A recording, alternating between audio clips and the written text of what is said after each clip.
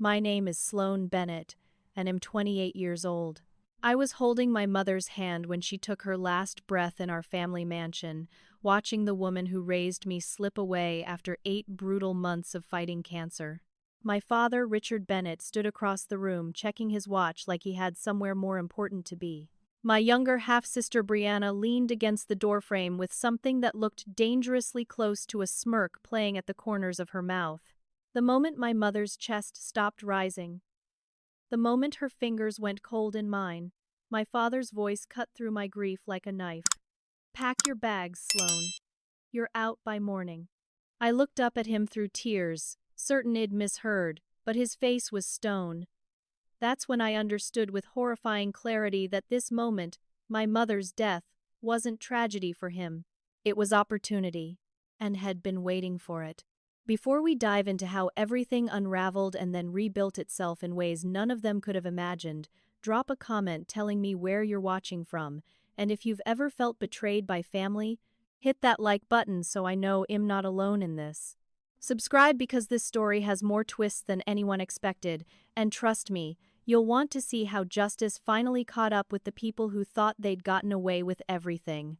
The hours after my mother Catherine's death blurred together in a nightmare I couldn't wake from. I sat in her bedroom, still smelling her perfume on the pillows, unable to process that she was gone, when my father walked in with his wife Patricia and Brianna, trailing behind like vultures circling fresh prey. Richard didn't waste time with pretense or gentle words. "Your mother spoiled you long enough," he announced, his voice flat and businesslike. "This house belongs to the real family now." I stared at him, my mind struggling to catch up with what was happening. Real family. As if I hadn't lived in this house for 23 years. As if my mother hadn't been his wife for over 2 decades.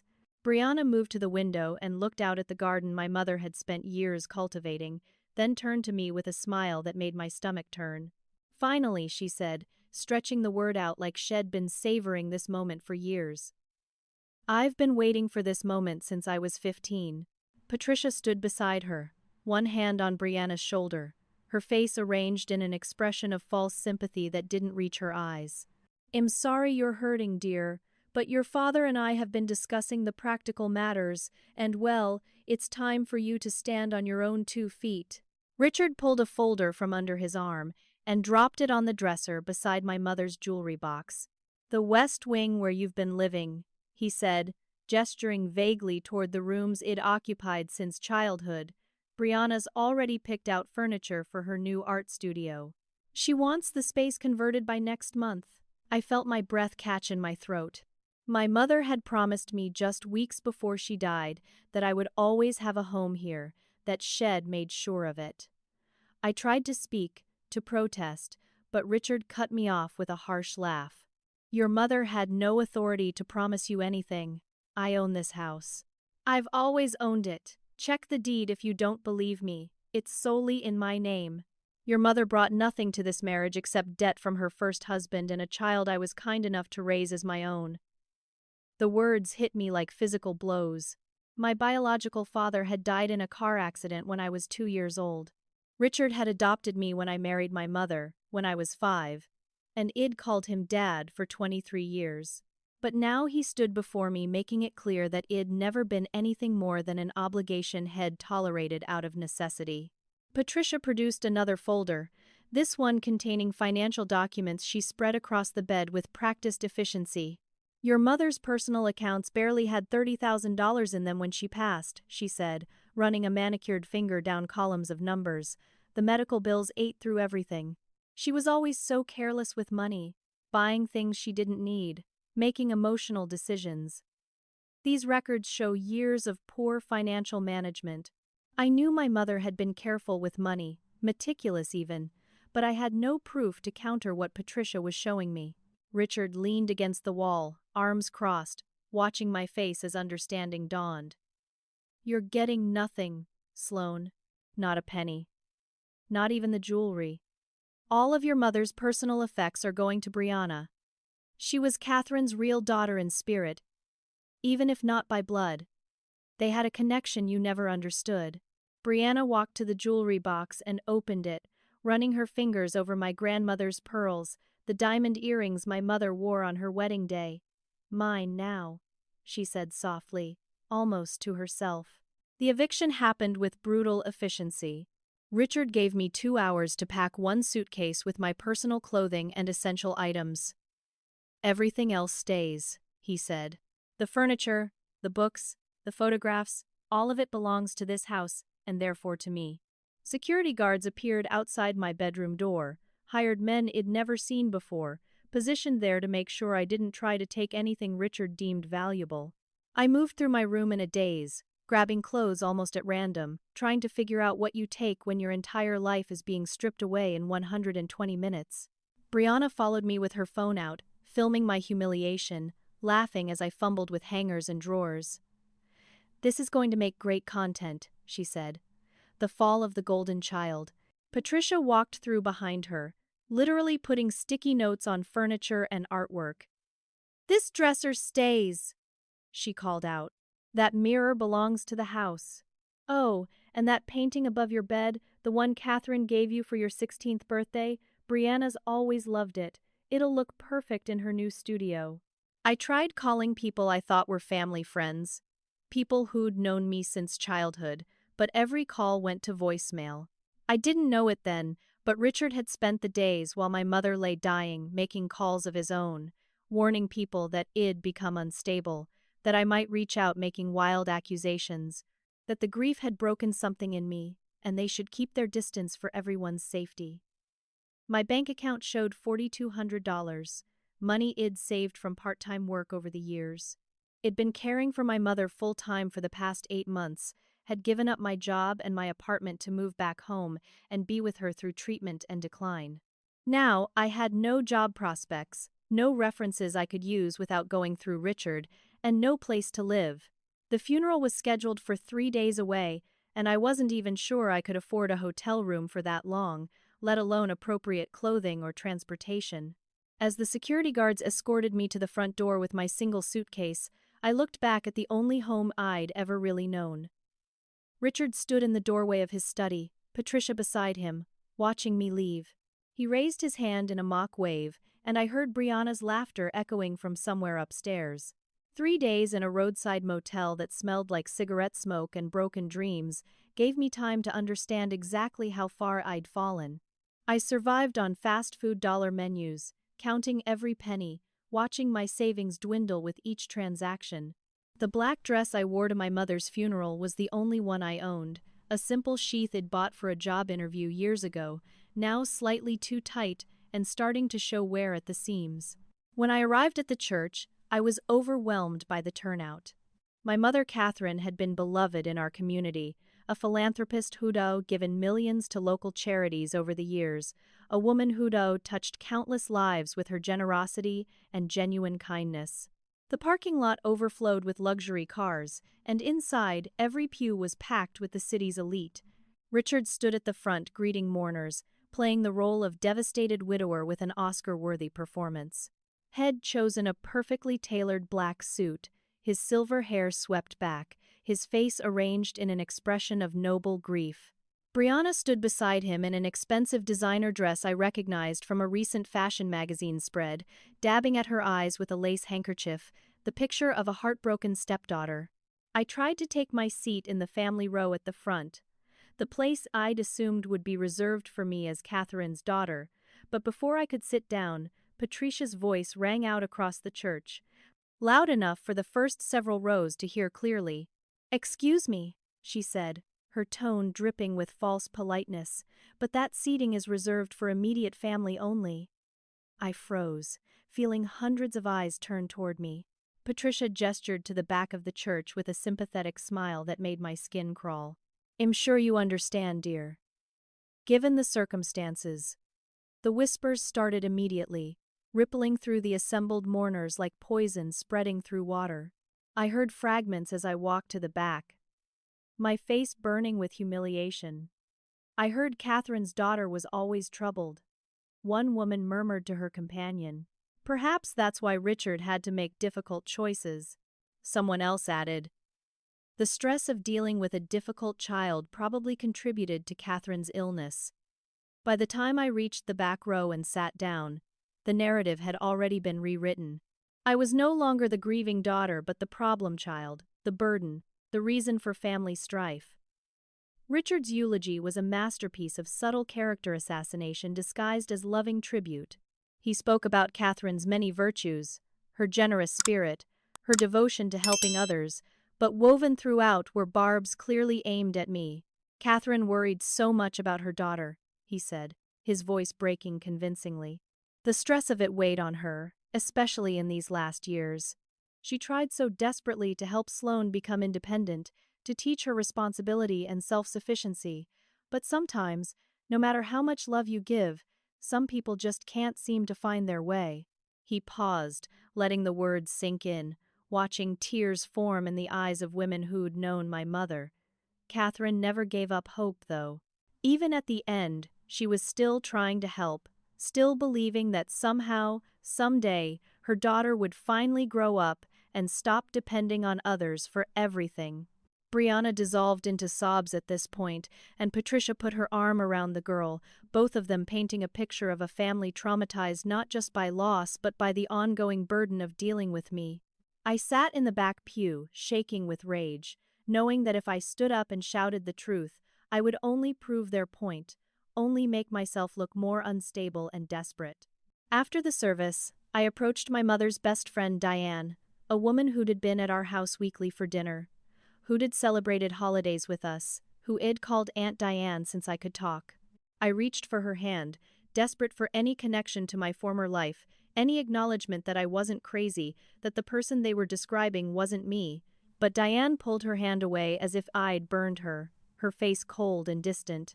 "I heard what you did," she said quietly, glancing around to see who might be listening. "Taking advantage of your mother's generosity all these years, never standing on your own feet, bleeding her dry emotionally and financially. Catherine deserved better from you, Sloane. She deserved a daughter who appreciated her sacrifices." I stood there speechless as Diane walked away, joining a group of my mother's other friends, all of whom turned their backs when I tried to make eye contact. One by one, people I'd known my entire life avoided me, steered clear of me, whispered about me.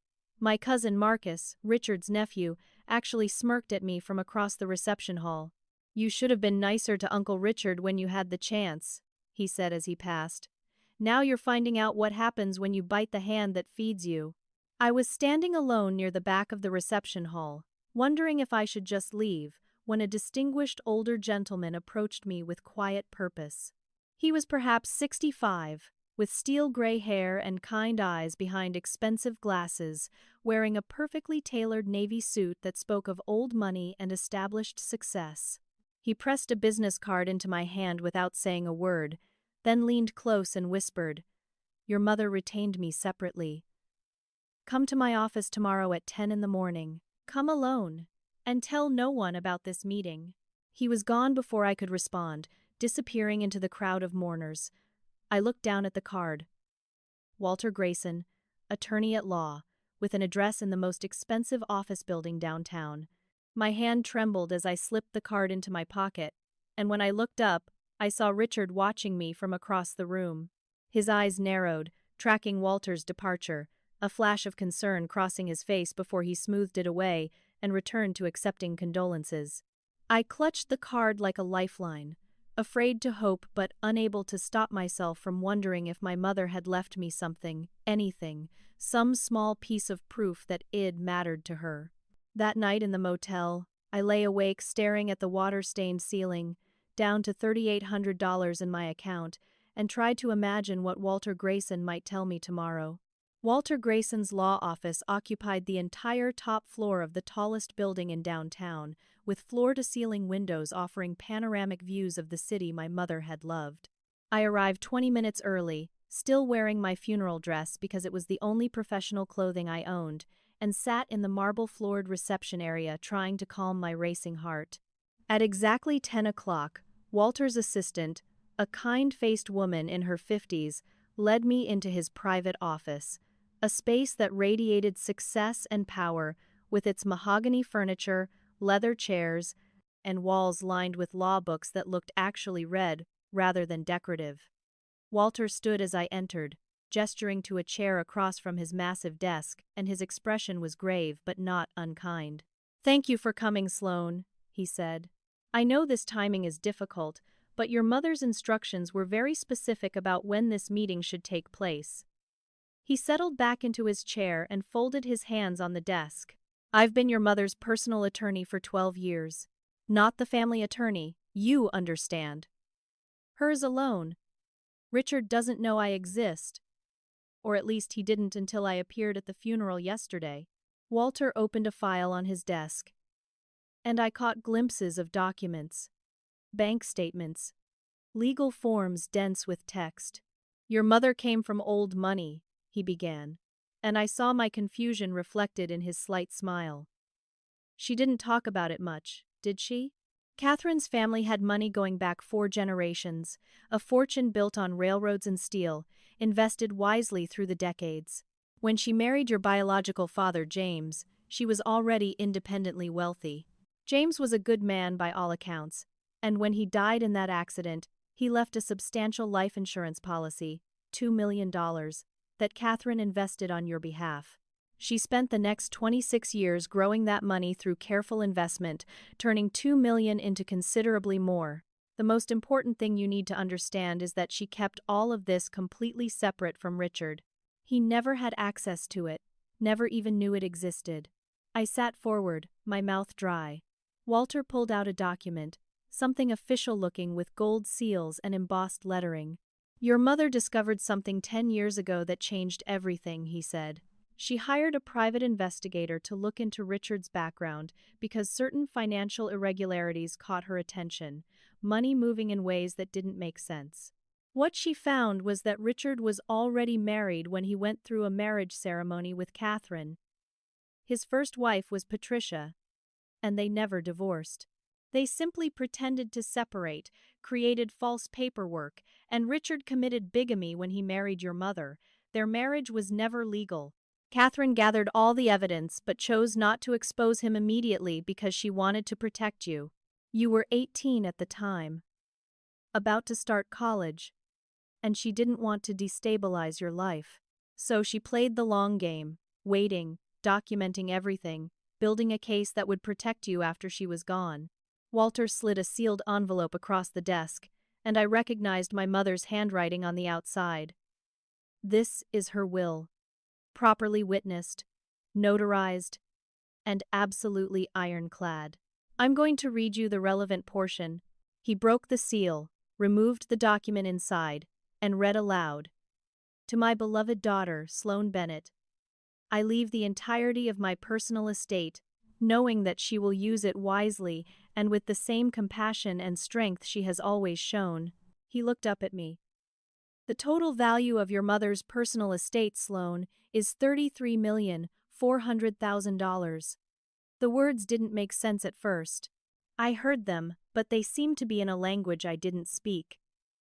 Walter continued, breaking down the numbers with professional precision. $8 million in stocks and bonds, held in accounts Richard never knew existed. $12 million in real estate, 4 properties in different states that Catherine purchased and maintained through a private trust.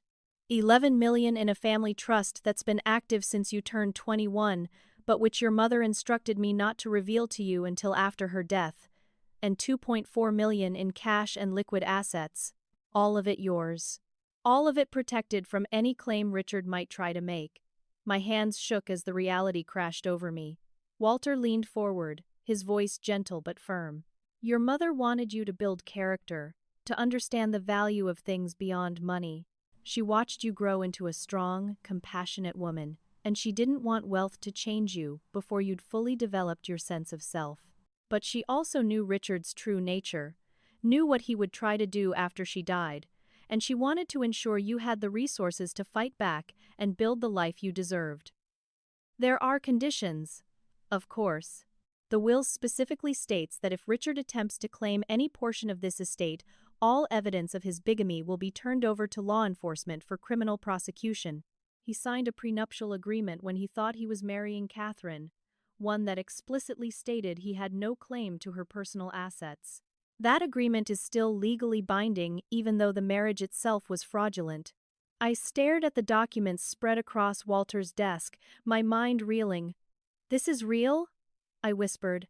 "All of this is actually real?" Walter nodded. "Your mother fought for you in silence for years, Sloane. She protected you in ways you'll never fully know. Now it's time for you to take what she left you and use it to ensure Richard and his family face consequences for what they've done." I felt grief crash into me again, but this time it was mixed with something else, something that felt like rage and power and desperate gratitude all tangled together. My mother had been dying, suffering, watching Richard treat me with contempt, and Shed said nothing because she was playing a longer game, setting up pieces on a chessboard I hadn't known existed. Walter reached into his desk and pulled out a credit card, sliding it across to me. "This is connected to a living expenses account with a $50,000 monthly limit. Your mother wanted you comfortable while you plan your next moves. Go get a proper hotel room, buy yourself a decent meal, and when you're ready, come back and we'll discuss strategy for dealing with Richard's inevitable attempts to contest the will." That night, I checked into a 5-star hotel with a room overlooking the river. I ordered room service, real food for the first time in days, and sat by the window crying until I had no tears left. I cried for my mother, for the years Shed suffered in silence, for the battle Shed fought alone to protect me. I cried for myself, for the girl who'd felt so abandoned and lost. And somewhere in all that grief, I felt something else beginning to grow. Something that felt like hope, like power, like the promise of justice finally within reach. The next 2 weeks passed in a blur of revelation and careful planning. Walter's team of private investigators worked around the clock, digging into every corner of Richard's life, and what they uncovered was worse than I'd imagined. Richard hadn't just committed bigamy. He'd built an entire criminal enterprise disguised as a normal family life. The investigators traced back 30 years, finding a pattern that made me sick to my stomach. Richard had married Patricia first when they were both 23, had Brianna 2 years later, but the marriage struggled financially because neither of them wanted to actually work for their money. Then Richard met my mother Catherine at a charity fundraiser, saw a wealthy widow with a young daughter, and recognized opportunity. Had seduced her deliberately, methodically, while still married to Patricia. And when my mother fell in love with him, Head presented her with forged divorce papers that looked entirely legitimate. For 23 years, Head maintained 2 households, 2 lives, committing bigamy without consequence because my mother had trusted him completely and never thought to verify his claims. But the bigamy was just the beginning. Walter's investigators discovered that Richard had been systematically embezzling from my mother's charitable foundation, the organization Shed poured her heart into for decades. Over a period of 15 years, Head stolen more than $2 million through shell companies with names designed to sound legitimate, funneling money meant for children's, hospitals, and homeless shelters into offshore accounts. Patricia had helped him launder the stolen funds through her boutique business, a high-end clothing store that barely made sales but somehow reported enormous profits year after year. The investigators found every transaction documented, time-stamped, and traceable. Even Brianna's supposed trust fund, the money Richard claimed to have saved for his daughter's future, was actually stolen charity money hidden behind layers of corporate paperwork. They'd been living off my mother's generosity and the donations of people who'd believed they were helping others, and they'd done it without a shred of guilt or remorse. I was staying hidden during this period, letting Richard believe I'd disappeared in shame, maybe left town entirely. Walter advised me that showing my face would tip them off that something was coming, and we needed them comfortable and complacent. But isolation gave me time to think, to process, and to discover allies I hadn't known existed. My mother's former personal assistant, Jade Martinez, reached out through Walter's office, asking to meet. Jade had been fired by Richard exactly 48 hours after the funeral, escorted out of the house by security with no warning and no severance despite 8 years of loyal service. When we met at a quiet cafe across town, Jade pulled out a sealed envelope my mother had given her months before her death. "Catherine told me to hold on to this and only give it to you if Richard did exactly what she predicted he'd do," Jade explained, sliding the envelope across the table. "Your mother knew, Sloane. She knew everything that would happen. Inside the envelope was a letter in my mother's handwriting, and reading it broke my heart all over again.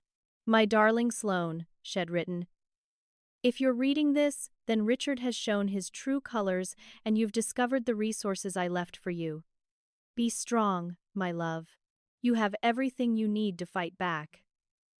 Don't let guilt or grief weaken your resolve.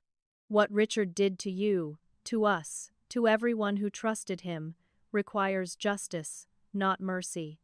Make them answer for every cruelty. I've given you the tools, now use them." Beneath the letter, Jade showed me something even more valuable, a collection of audio recordings Catherine had made over the past 3 years.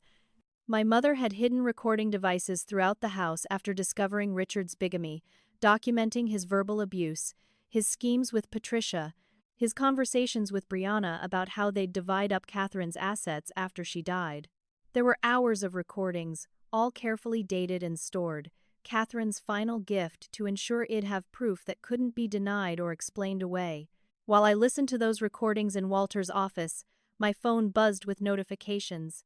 Richard had apparently decided that 2 weeks of silence from me meant Head won completely, and now he was escalating his public campaign. Head filed a missing persons report with the police, playing the concerned stepfather worried about his troubled stepdaughter's well-being. Local news picked up the story. Grieving father searches for missing stepdaughter, with Richard's photo looking noble and concerned. Brianna had taken to social media, posting tearful videos about how worried she was, how Id always struggled with jealousy of her relationship with Mom, how she hoped I was safe wherever Id gone.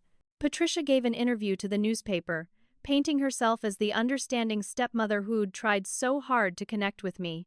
"Catherine did everything she could for that girl," Patricia told the reporter. "But some children just can't accept blended families. We're all praying she's okay and that she gets the help she clearly needs." I watched all of this from my hotel room, my fury building with each lie, each manipulation, each false tear. Walter worked quietly behind the scenes, filing lawsuits that would land like bombs. Fraud, bigamy, embezzlement, elder abuse. Each charge carefully documented with evidence that would be impossible to refute. The day the papers were served, I watched through the feed from an investigator's car parked across the street from the mansion. Richard answered the door in casual clothes, clearly not expecting anything important, and when the process server handed him the legal documents, I watched his face transform from confusion to shock to pure white terror as he read the charges. He screamed for Patricia, and when she came running, he shoved the papers at her, his voice carrying across the lawn. "I thought you destroyed the first marriage certificate. What the hell did you do with it?" Patricia grabbed the papers, her hands shaking as she scanned them, and I saw the moment she understood that their carefully constructed lies were collapsing. They scrambled back into the house, slamming the door, and I knew they were panicking, trying to figure out how this had happened, how I had discovered everything they'd worked so hard to hide. But the most unexpected ally came from somewhere I'd never anticipated. My mother's oncologist, Dr. Sarah Chen, reached out through Walter's office requesting a meeting.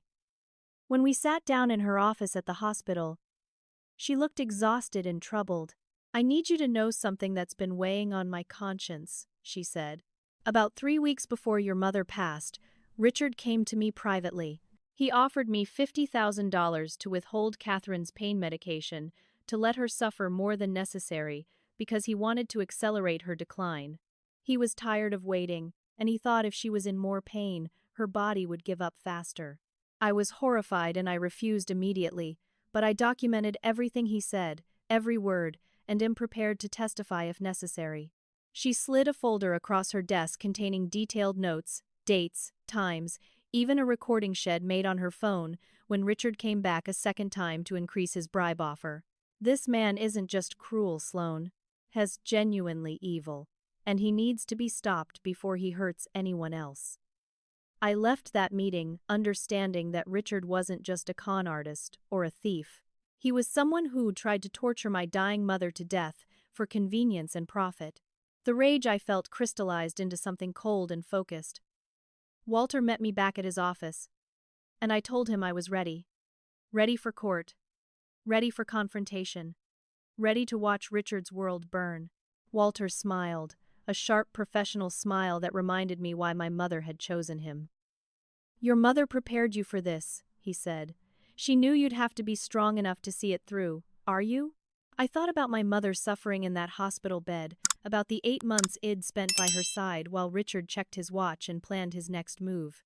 I thought about every cruel word, every humiliation, every moment they'd tried to break me. I looked Walter straight in the eye and said, "I was born ready. Let's destroy him." 10 days, Walter said. "Court date is set. By then, Richard will know exactly what's coming, and hell have time to panic, to make mistakes, to show everyone who he really is." 10 days, I repeated, and then we go to war. I returned to the mansion on a Tuesday morning, unannounced, using the key ID secretly kept hidden in my jacket pocket the day they'd thrown me out. The house was different already, and the changes made me physically sick. My mother's carefully curated art collection had been replaced with modern pieces that screamed Patricia's taste, all harsh lines and aggressive colors. The photographs of my mother that had lined the hallway were gone, replaced by oversized portraits of Brianna in various glamour poses. I could hear voices from the West Wing, my former rooms, and I walked toward them with my heart pounding but my stride steady. What I found in what used to be my bedroom made my hands clench into fists. They were celebrating, actually celebrating, with champagne glasses and fabric swatches spread across tables where my furniture had once stood. Patricia was pointing at paint samples while Brianna spun in circles talking about the skylight she wanted installed. Richard stood by the window looking out at the garden, a satisfied smile on his face, the picture of a man who'd won everything he'd ever wanted. The moment Richard saw me standing in the doorway, his face transformed from satisfaction to fury in an instant. "How dare you enter my house without permission?" he snarled, moving toward me with his fists clenched. "You were told to stay away. You're trespassing, and I'll have you arrested for this." Brianna grabbed her phone, already filming, her eyes bright with malicious excitement. "This is perfect," she said. "We'll have proof of her instability." Patricia was already dialing, presumably calling security or the police, her voice shrill as she demanded they remove the intruder immediately. But I stood my ground, and something in my expression must have registered because Richard stopped about 3 feet away from me, his eyes narrowing with sudden uncertainty. I smiled at him, a calm smile that made him take a step back. "This isn't your house, Richard," I said quietly. "It never was." I pulled the property deed from my bag, the one Walter had given me that morning, and held it up so he could see the legal letterhead. "This house was purchased by my mother through her private trust 22 years ago. Your name isn't on the deed. It never was. You've been living in my property, and now I'm the landlord." Richard's face went from red to white in seconds. He grabbed for the deed, but I pulled it back, keeping it out of his reach. "You're lying," he said, but his voice cracked. "That's impossible. I own this house. I've owned it since before I married your mother." I shook my head slowly. "You've been living a lie for over 2 decades. This property, along with 3 others you don't even know about, belongs to Catherine's estate. And Catherine's estate belongs to me." Brianna stopped filming, her phone dropping slightly as confusion crossed her face. "That's not true," she said, but she sounded uncertain now. "My dad owns everything. Tell her, Daddy. Tell her she's wrong." But Richard couldn't speak. He was staring at the deed in my hand like it was a snake about to strike. Patricia rushed forward, her composure cracking. "We'll sue you for defamation," she threatened. "You're clearly mentally unstable, just like Richard warned everyone. You have nothing and you are nothing. And whatever lies you're trying to spread won't work because we have lawyers who will destroy you in court." I laughed then, and it felt good to laugh in their faces after weeks of suffering. "You have lawyers?" I pulled out Walter's business card and held it up. "I have Grayson and Associates, the most prestigious firm in the state, the same firm that represented 3 governors and won that landmark case against corporate fraud last year." My mother retained them 12 years ago, and they've been building a case against all of you for longer than you can imagine. Suddenly, my cousin Marcus appeared from one of the other rooms, and I realized he'd been hiding there the whole time, probably helping Patricia plan the renovations. Uncle Richard has connections, Marcus said, trying to sound confident but failing. You're nobody, Sloane. You think one lawyer and some fake documents are going to change anything? I pulled out my phone, opened the recording app, and played one of the audio files Catherine had made. Richard's voice filled the room, crystal clear. Once the old lady finally dies, we strip everything from Sloane and throw her out like the trash she is. Brianna gets the jewelry, Patricia gets the art collection, and we sell off whatever we don't want. That ungrateful brat will finally learn what it's like to have nothing. The silence that followed was deafening. Brianna's face had gone pale, and she was staring at her father with something that looked like dawning horror. Patricia's mouth opened and closed, but no sound came out. Marcus tried to edge toward the door, clearly wanting to escape. I stopped the recording and looked at each of them in turn. My mother recorded everything. 3 years of conversations, plans, schemes, all of it documented and dated. She installed cameras throughout this house that you never found, and they're still active. Everything you've said and done since her death has been captured. Richard lunged at me then, actually lunged, his hands reaching for my throat, but he never made contact because suddenly the room flooded with police officers. Walter had called them before Id entered the house, had them waiting outside for exactly this moment. Detective Morrison, a tall woman with sharp eyes and no-nonsense demeanor, stepped between Richard and me. "Richard Bennett, you're under arrest for bigamy, fraud, embezzlement of charitable funds, and attempted elder abuse." She began reading him his Miranda rights while 2 other officers moved to restrain him. Richard struggled, screaming that this was a setup, that Id fabricated everything, that they couldn't possibly believe the lies of a mentally ill gold digger over a respected businessman. Patricia started screaming that she wanted her lawyer, that she wouldn't answer any questions, that this was all a misunderstanding. Brianna dropped to the floor, literally collapsed, crying hysterically and calling for her daddy. Marcus tried to run and made it as far as the hallway before a 3rd officer stopped him. The detective looked at me and nodded slightly. "We've actually been investigating your stepfather for 6 months," she said. "Your mother filed a police report before her death, gave us everything Shed collected, and we've been building our case. Your appearance today with additional evidence just accelerated our timeline. There are more charges coming. Elder abuse, coercion, insurance fraud." She leaned in closer. "Your mother loved you very much, and she made sure justice would be served even after she was gone." The media circus that followed was immediate and overwhelming. Walter had tipped off reporters, making sure cameras were outside to catch Richard being led away in handcuffs, Patricia fainting dramatically on the front steps, Brianna's tears as she was questioned by police. The headlines formed within hours. Prominent businessman arrested for bigamy and fraud. Charity embezzlement scandal rocks community. Dying woman exposes husband's decades of crime. My phone exploded with calls and texts. Suddenly, everyone who'd shunned me at the funeral wanted to apologize, wanted to explain they'd been misled, wanted to be on the right side of the story. Diane called 6 times in an hour, leaving voicemails sobbing about how sorry she was, how she should have known better, how Shed always loved me like a daughter. I blocked her number without listening to all the messages.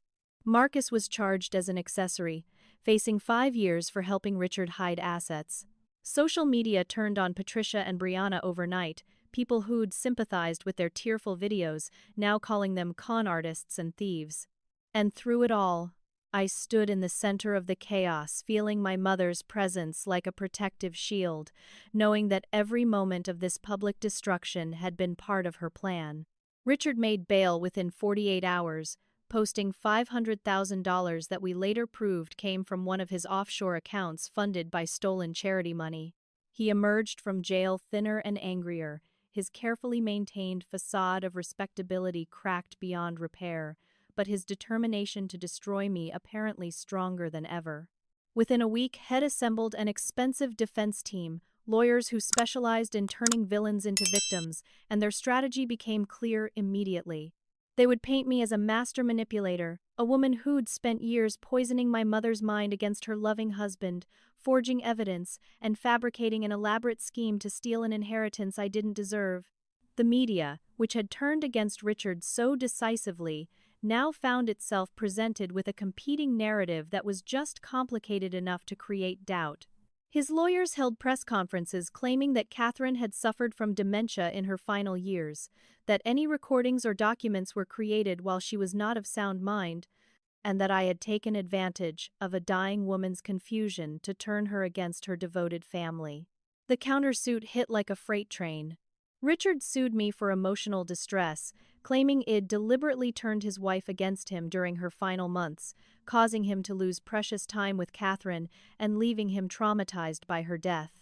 The lawsuit demanded $15 million in damages, and while Walter assured me it had no legal merit, the publicity was devastating. Suddenly, every talk show and news program wanted to debate whether a grieving daughter or a wronged husband was the real victim in this tragedy. Brianna filed for a restraining order against me, submitting a declaration full of completely fabricated stories about me, threatening her, throwing objects at her, screaming at her in public places that I'd never even been to. Patricia testified in support of the restraining order, her performance in court worthy of an acting award, describing me as violent, unstable, and dangerous. A judge who didn't know the full context granted the temporary restraining order pending a full hearing, which meant I legally couldn't go within 500 feet of Brianna or Patricia, effectively barring me from large portions of the city where they lived and worked. The second betrayal came from within my own family and hurt more than I'd expected. My maternal aunt Lucille, my mother's younger sister who I'd barely seen over the years, suddenly appeared at court proceedings testifying on Richard's behalf. She claimed that Catherine had always been easily influenced and had made poor decisions throughout her life, suggesting that my mother's mental state had been questionable for years. What I didn't know until Walter's investigators dug deeper was that Lucille had been written out of my mother's will 15 years earlier after borrowing $300,000 and never repaying a cent. She'd been furious about being cut off and had nursed that grudge for over a decade. Now she saw an opportunity for revenge and profit, hoping that if she helped Richard cast doubt on the will's validity, they might both benefit from a renegotiated settlement. Watching my own aunt, my mother's sister, lie under oath about Catherine's supposed mental decline made me understand how money could corrupt even the bonds of blood. The financial attacks intensified when Richard's legal team found a loophole that allowed them to freeze significant portions of the estate pending investigation. While the primary inheritance was protected by the trust structure Walter had created, access to some of the properties and accounts became tangled in legal proceedings. Richard moved back into the mansion with an army of private security, changed all the locks and codes, and dared me to try to remove him while the courts sorted out the competing claims. He sent me photos via his lawyer, him sitting in my mother's chair, sleeping in her bedroom, entertaining guests in her garden. The texts that accompanied the photos were simple but effective psychological warfare. Did you really think you'd win? Enjoy poverty while it lasts. I'm back where I belong, and you're still nobody. The cruelty was designed to break me, to make me give up and accept some kind of settlement just to end the pain, and it'd be lying if I said it didn't work for a while. But Walter's team was building something stronger behind the scenes. They tracked down Richard's first marriage certificate, the original document that proved his bigamy beyond any doubt.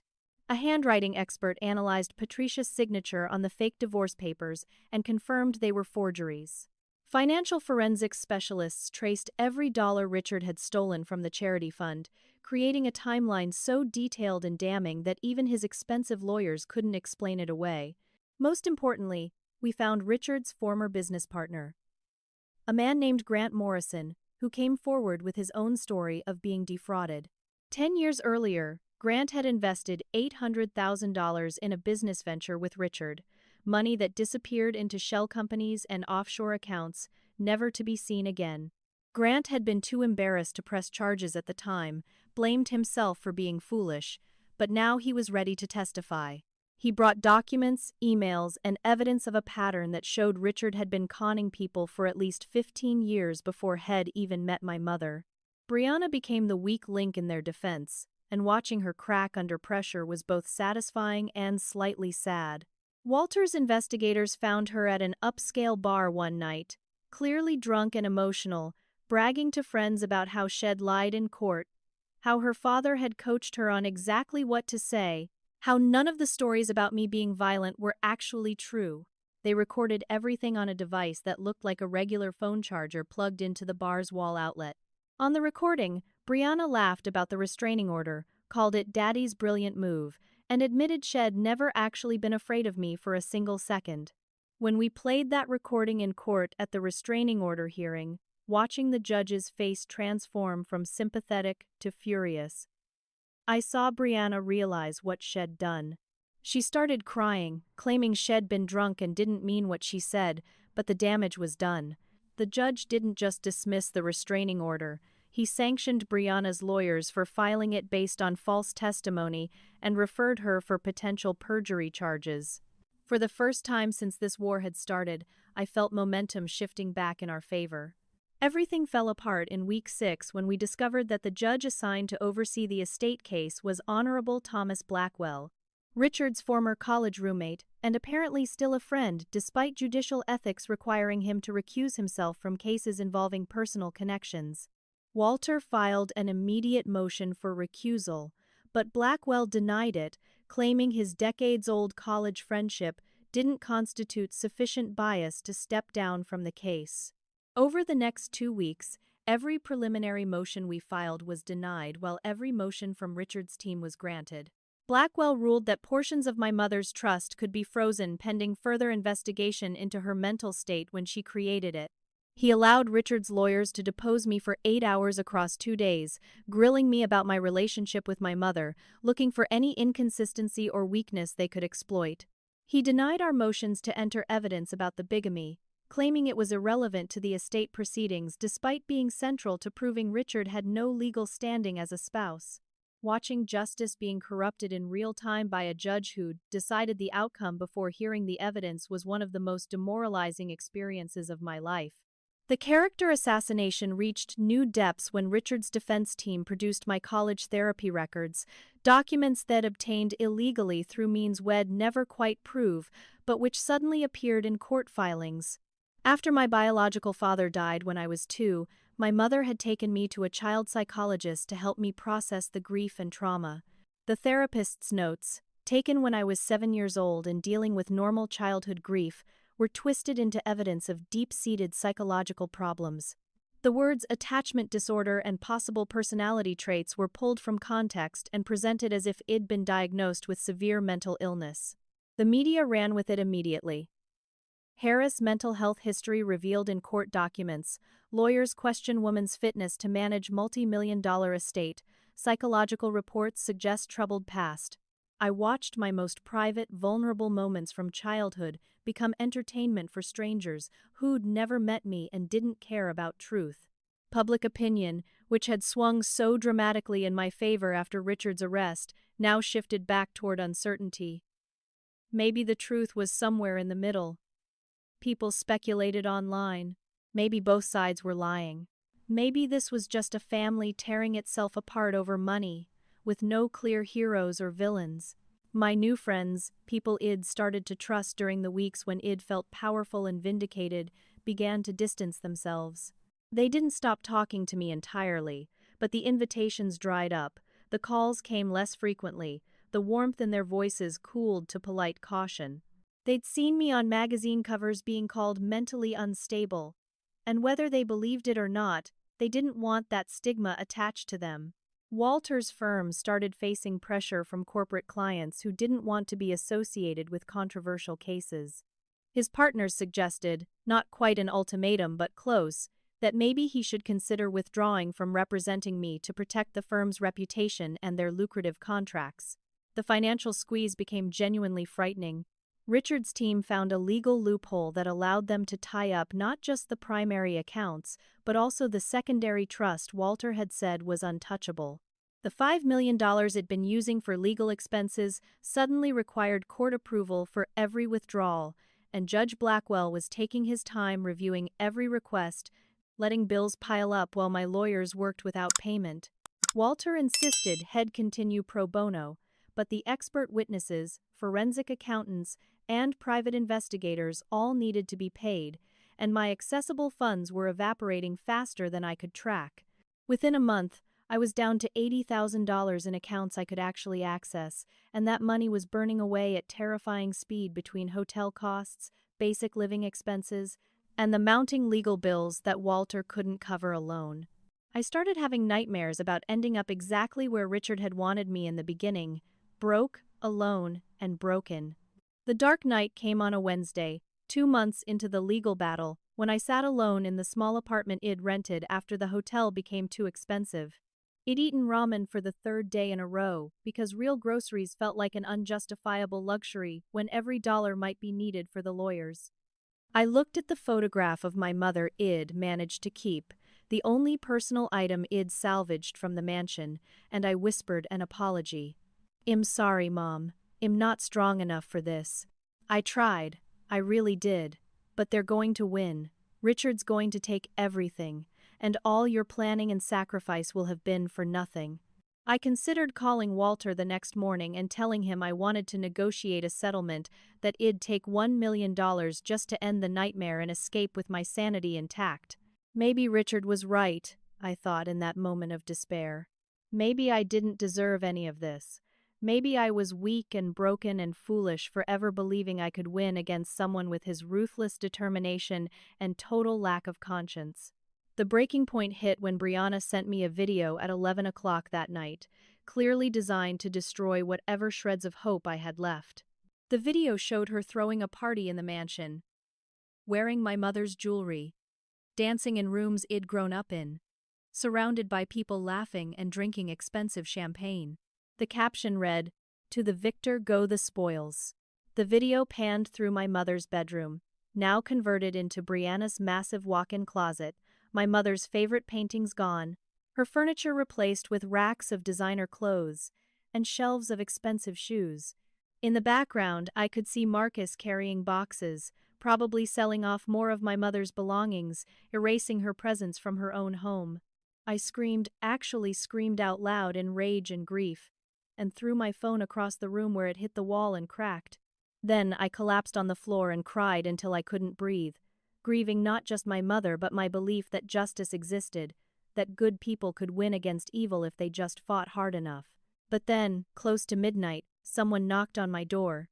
I almost didn't answer, couldn't imagine who would visit at this hour, but the knocking persisted, gentle but insistent. When I finally opened the door, Jade stood there holding a medium-sized box, her face concerned but determined. "Your mother gave me this 2 weeks before she died," Jade said, walking past me into the apartment. "She told me to hold on to it and never mention it to anyone, not even you, unless I saw you looking ready to give up. She said I'd know the moment when I saw it. And Sloan, when you didn't answer my calls today, when your voice on the voicemail sounded so hollow and defeated, I knew this was that moment." She set the box on my kitchen table and opened it carefully. Inside were leather-bound journals, at least 20 of them, each one filled with my mother's distinctive handwriting. I pulled out the journal on top and opened it to a random page. Today, Richard told me I was being dramatic about the pain, that plenty of people go through cancer treatment without making such a fuss. He doesn't know I can see the glee in his eyes when I'm suffering. He thinks he's hiding it, but I've learned to read him over these years. He wants me to die quickly now, wants it over with so he can get on with spending what he thinks will be his money. But I'm not giving him that satisfaction. I'm fighting for every day, every hour, because each moment I survive is another moment I can document his cruelty, gather evidence, and ensure Sloan will have everything she needs to destroy him. I flipped to another entry. Sloan came to visit today during chemotherapy.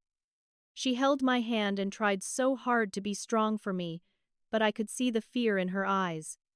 She doesn't know that I'm not afraid of dying.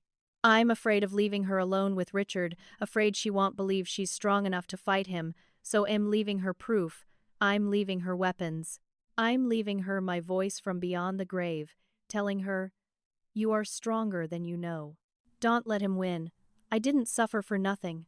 I stayed up all night reading my mother's journals, 20 years of entries detailing every suspicious incident, every cruel word, every piece of evidence Shed collected. Catherine had documented everything, including things even Walter didn't know about. On the day before her death, barely able to hold a pen, Shed written her final entry directly to me. "My darling Sloane, if you're reading this, you're probably at your breaking point. Richard and Patricia have probably made you feel small and weak and defeated. But you need to know something. I was never afraid of them. I was never defeated by them.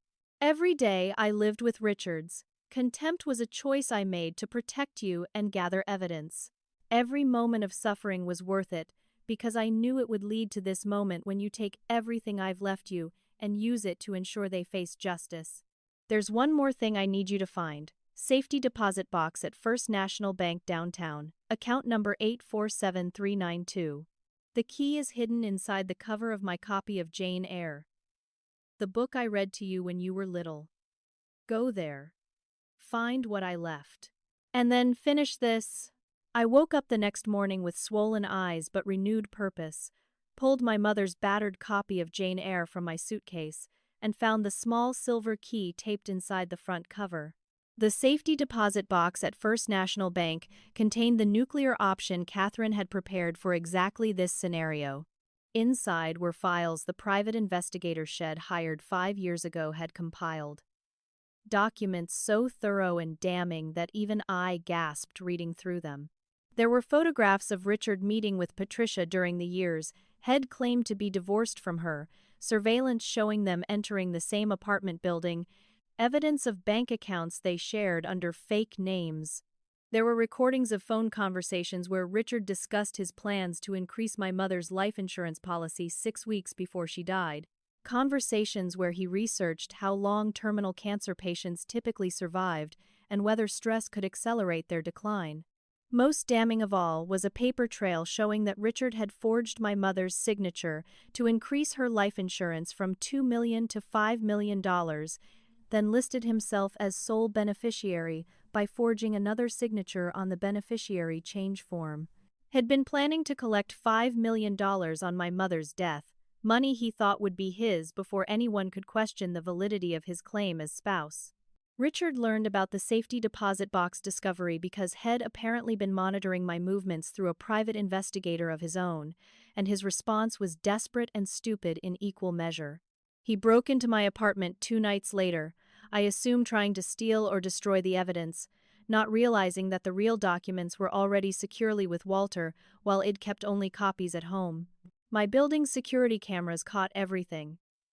Richard using a lockpick to open my door, searching frantically through drawers and papers, even smashing my laptop in frustration when he couldn't find what he was looking for. He was arrested within hours, charged with breaking and entering, attempted evidence tampering, and violating the conditions of his bail. This time, Judge Blackwell had no choice but to revoke bail despite their friendship. Richard was sent to county jail to await trial, and the smugness that had carried him through the past weeks evaporated in an orange jumpsuit and handcuffs. The criminal trial proceeded separately from the estate case and moved faster than anyone expected. The prosecution presented the evidence methodically, building a timeline that showed 23 years of fraud, theft, and manipulation. Grant Morrison testified about the pattern of Richard's cons, explaining how Head researched each victim carefully, identified their vulnerabilities, and exploited them without mercy. Dr. Sarah Chen took the stand and described Richard's attempts to bribe her into withholding pain medication, his cold calculation about whether letting my mother suffer would speed her death.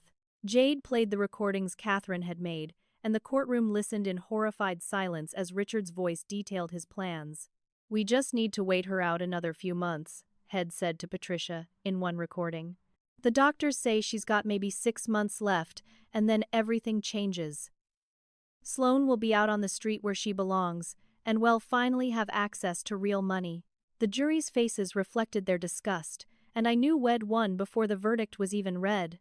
Patricia's defection came during the trial's second week. Facing 30 years in prison on charges of fraud, conspiracy, and embezzlement, she'd been offered a plea deal, testify against Richard truthfully and cooperatively, and her sentence would be reduced to 12 years with possibility of parole after 8. She took the deal, and watching her on the witness stand was surreal. Patricia described everything.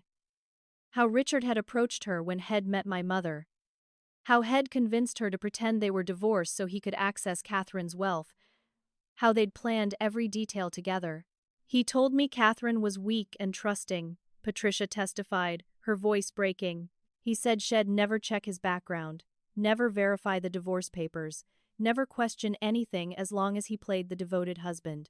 We researched her illness when she was diagnosed, learned about expected survival rates, and Richard actually celebrated when the doctors said it was terminal.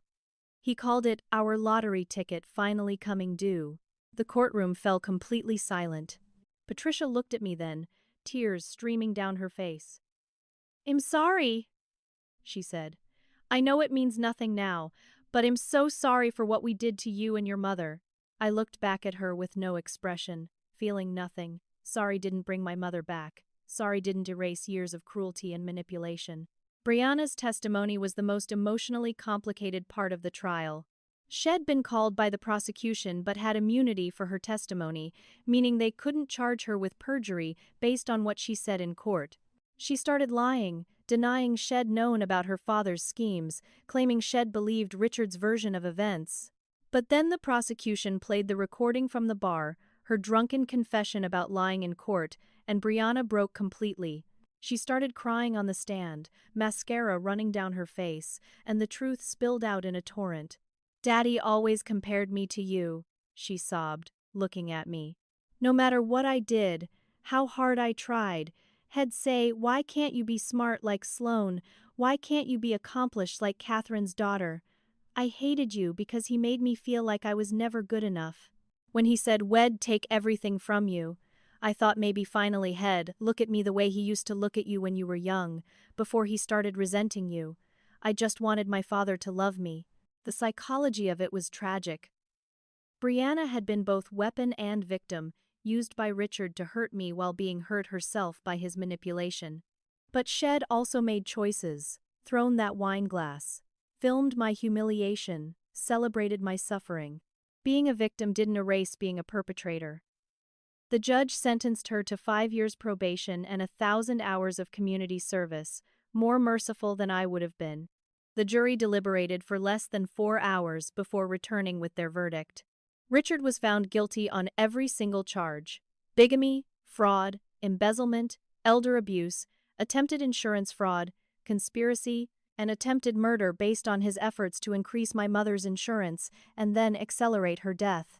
When the judge asked if he had anything to say before sentencing, Richard stood up and screamed at the courtroom. "That money should have been mine! I earned it dealing with that insufferable woman for 23 years. I put up with her sickness, her weakness, her pathetic devotion to a daughter who wasn't even my blood." The judge's gavel slammed down repeatedly as Richard continued his tirade, security moving to restrain him. "I deserve what Catherine had, not that ungrateful bitch who did nothing but take and take and take." The judge added contempt of court to his charges and handed down the sentence: 45 years minimum in a maximum security facility with no possibility of parole for 20 years. Richard was 61 years old. He would die in prison. The civil estate case collapsed immediately after the criminal conviction. Judge Blackwell was forced to recuse himself when an ethics complaint highlighted his relationship with Richard and his biased rulings. The new judge, Honorable Sandra Wu, reviewed the case files over a weekend and ruled from the bench Monday morning. "This is one of the clearest cases of fraudulent claims I've seen in 20 years on the bench," she said. "The defendant committed bigamy and therefore has no legal standing as a spouse. His claims to any portion of the estate are void. All assets are returned to the plaintiff immediately, and the defendant is ordered to pay plaintiff's legal fees and damages for emotional distress in the amount of $300,000 to be paid from his seized assets. The mansion, every piece of furniture, my mother's jewelry, all of it was legally mine within 48 hours. I walked through those familiar rooms alone the first night, turning on every light, opening every window, letting fresh air blow through spaces that had held so much darkness. In my mother's bedroom, I found one of her scarves tucked away in a drawer that Patricia had missed, and I held it to my face, breathing in the faint trace of her perfume. "I did it, Mom," I whispered. "They didn't win. I used everything you gave me, and I made sure they faced consequences for every cruelty." Then I got to work transforming her house into something that would honor her memory. 6 months after Richard's conviction, I stood in the west wing of the mansion, watching as workers put the finishing touches on what we were now calling Catherine's house. It converted the entire wing, 30 rooms, into a shelter for women escaping financial abuse, elder abuse, and family betrayal. Women who'd been thrown out by greedy relatives, women who'd discovered their spouses were stealing from them, women who'd been isolated and manipulated and told they were crazy for suspecting the truth. Catherine's house offered them safe housing, legal assistance, therapy, job training, and a community of people who understood what they'd survived. We had a staff of 12 full-time employees, all carefully vetted professionals who understood trauma, and we could house 30 women at a time with their children if they had them. My mother had spent her life helping others through charity, and now her house would continue that mission. The first residents moved in on what would have been Catherine's 62nd birthday, and I welcomed each of them personally, seeing my mother's strength reflected in their faces. The Catherine Bennett Justice Fund launched the same week with $20 million in initial funding. The foundation provided free legal aid to children and spouses fighting estate fraud, helped victims of bigamy navigate the complex legal system, and supported anyone facing the kind of systematic family betrayal it experienced. We hired lawyers, private investigators, and forensic accountants who worked exclusively on cases where money was being used as a weapon against vulnerable people. Grant Morrison joined our board of directors, his personal experience with Richard making him a passionate advocate for protecting others from similar predators. Within 6 months, the fund had helped 83 families, recovering over $12 million in stolen assets and securing criminal convictions against 9 different perpetrators. Each victory felt like honoring my mother's memory, like ensuring her suffering had created something meaningful. Richard's accountability was permanent and public.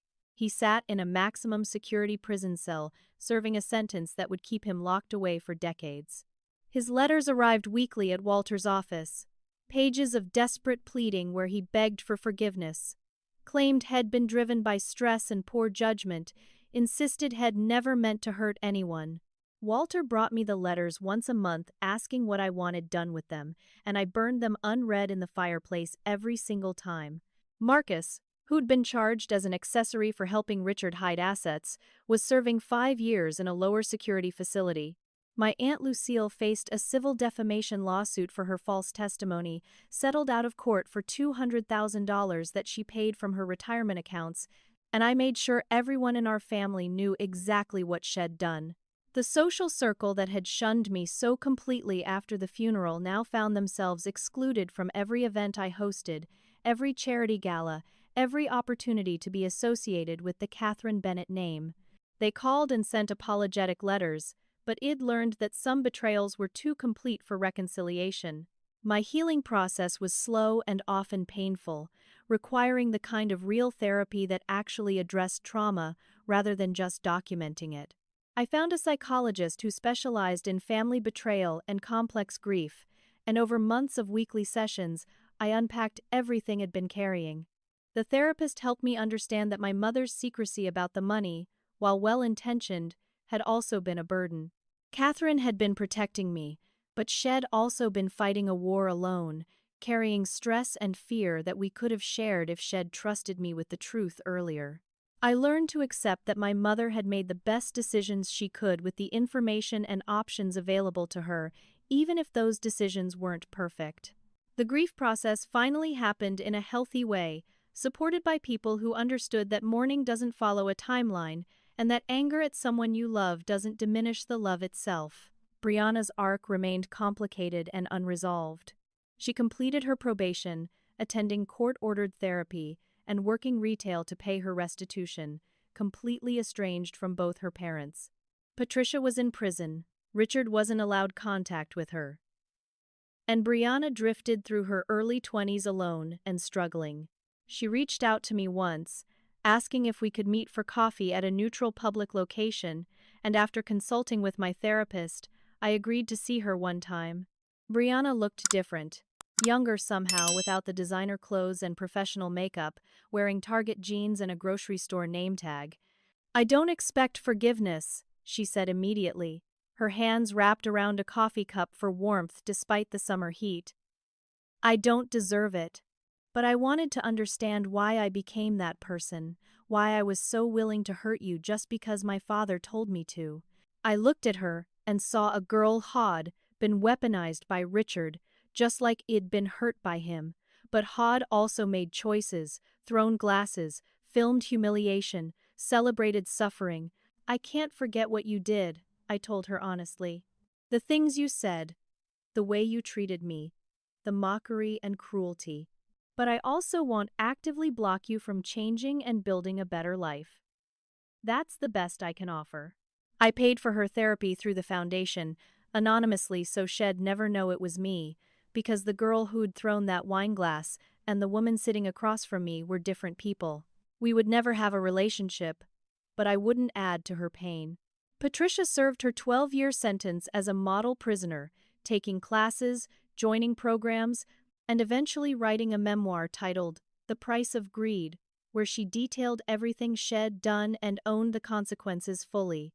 All proceeds from the book went to a victims' fund we'd established, and though I'd initially refused to read it, curiosity eventually won. Patricia's account was unflinching about her own guilt, describing herself as both victim of Richard's manipulation and perpetrator of terrible choices. She didn't excuse her actions, didn't ask for sympathy, but added complexity to the story by showing how she'd been seduced by Richard's promises when she was young and poor, then trapped in increasingly serious crimes that became impossible to walk away from. Reading her words made me cry for what could have been, for the waste of it all, for how differently things might have gone if any of them had simply chosen honesty over greed. It didn't excuse what Patricia had done, but it reminded me that most people aren't purely evil or purely good, just human beings making choices with consequences they don't always foresee. The 4 properties my mother had secretly owned became engines of purpose and healing. The beach house in California was converted into a retreat center for abuse survivors, a place where women could spend a week being cared for, learning they deserved peace and safety. The apartment building in New York became affordable housing, rented at below-market rates to families struggling economically, with a portion of units reserved for domestic violence, survivors needing fresh starts.